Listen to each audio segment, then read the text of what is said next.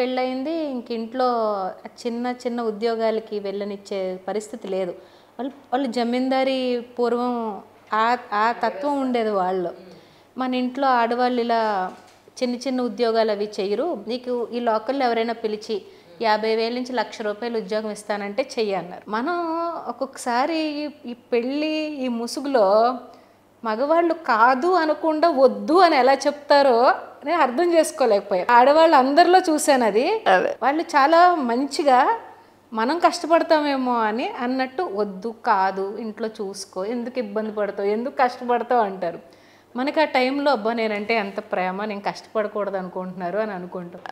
తర్వాత బాగా ఫ్రస్ట్రేషను, చిరాకు, ఇరిటేషను, పిహెచ్డి వరకు ఎన్రోల్ అయ్యి నేను ఇంట్లో కూర్చున్నాను, నేనేం చేయలేకపోతున్నాను.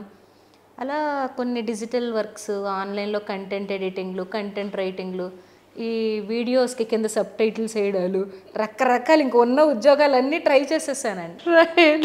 ఇంకా మా మావయ్య గారికి అప్పుడే క్యాన్సర్ డిటెక్ట్ అయింది.